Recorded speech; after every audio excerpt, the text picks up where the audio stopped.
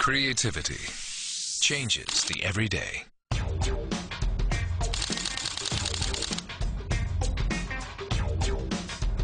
Creativity is beautiful. Creativity is active. Creativity is freedom.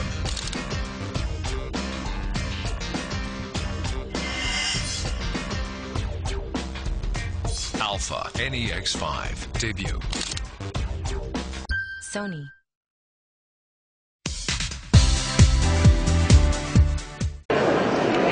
Well, Janine Duffy, Echidna Walkabout. Where's the Echidna? Oh, I've got him in the back. Got him in the back? Oh, okay, he's hibernating, is he? Yeah, that's right. No, it'd be inappropriate to have an Echidna here. He'd probably be very scared, wouldn't he? Yes, they're very gentle. They are. You see them wandering around on roads quite often and you think, oh my God, I better stop and put him on the side of the road and stuff like that. But tell me about Echidna Walkabout. Echidna Walkabout. You're based in Melbourne. Nature and wildlife tours for small groups of 2 to 8 people. That sounds pretty intimate and cozy. So very specialised. Tell me about it.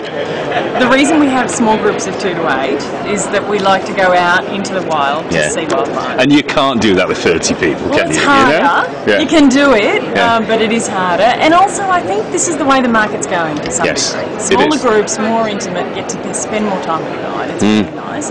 And when we do go out and see a wild koala, it's quite important to us that that koala doesn't have a negative experience either, that everyone has a positive experience. So if they've got 3 or 4 or maybe 8 people down there at the tree, carefully controlled, staying away, you know, staying at a nice distance away, they feel comfortable about it. So it seems to me, therefore, that you're a balance between environmentalists and tourism, in a sense that you don't want to ruin the very product that people come and see, so that you see fewer koalas and fewer echidnas and fewer wallabies or whatever, so you're achieving a good balance? We're actually a social enterprise. Oh, wow. Our mission is to ensure the free living future of our wildlife by tourism, because we think tourism can do it. Everyone wants to see wild Australian animals in their natural habitat, and we want to see that they have a value across Australia, so that farmers will put aside some land for them, you know, and farmers will see them as an asset rather than just being a minor nuisance.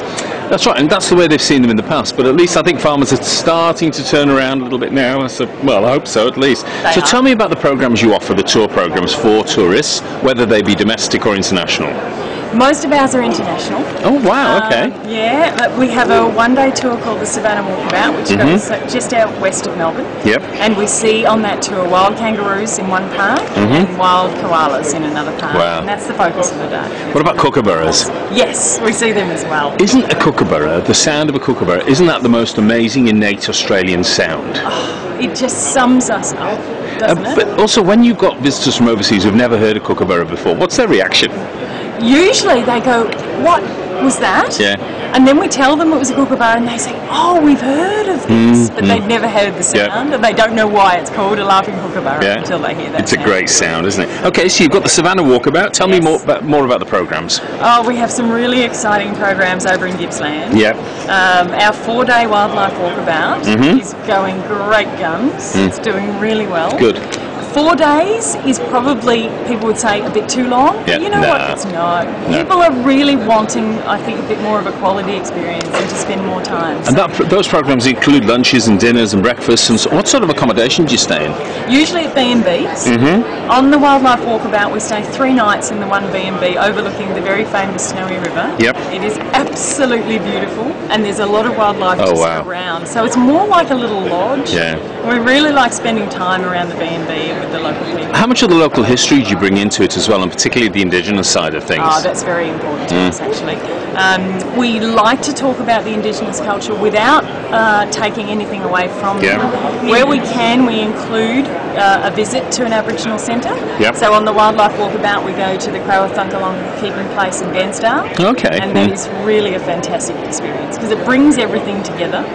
History is important to us, and I think the Aboriginal history is the greatest history Australia has. I think the most amazing thing that people miss about our Aboriginal history is how linked it is to the environment and to wildlife in Australia, because they were important parts of their culture, and I suppose it's the wrong word, but religion in a sense, you know, because all these animals meant something.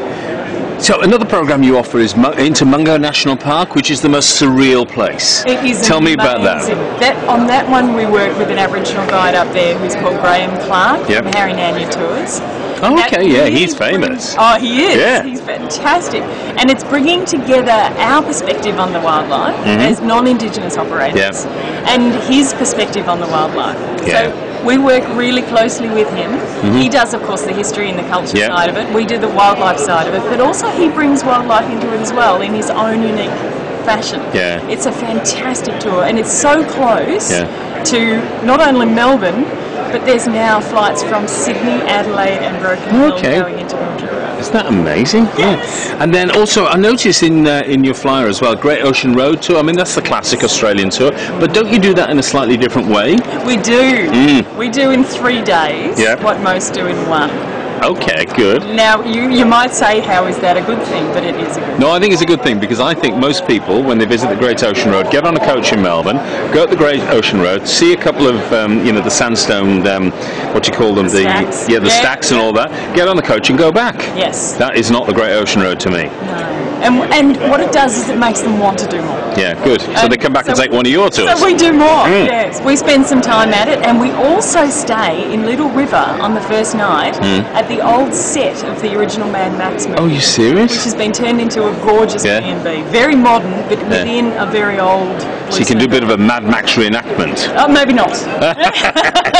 Okay. Now, what about any other programs you can tell me about? We do a lot with groups.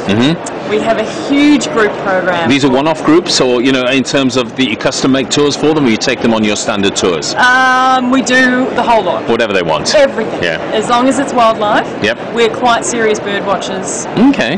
So we work a lot with UK bird watchers and university groups with special wildlife programs. And our koala research has often been picked up by even local groups. Final question. What makes you different from all the other tour operators that operate, in inverted commas, in this space? All our wildlife is wild. Yeah. And we see a lot of them. Victoria has the best wildlife. Yeah. Now, I'm not saying other places don't have great wildlife. They do, but Victoria has a lot in a very small space. Yeah. Where can people find out more information about you? Our website. Which is? www.echidnawalkabout.com.au. Fantastic. Well, Janine, thank you for your time today. Good luck with ATE. I'm sure you're going to do lots and lots of business. And the sort of product you sell is the sort of product that, as the Australian tourism industry continues to mature, that people will want to see. It's real Australia. Thank you, John. Thank you.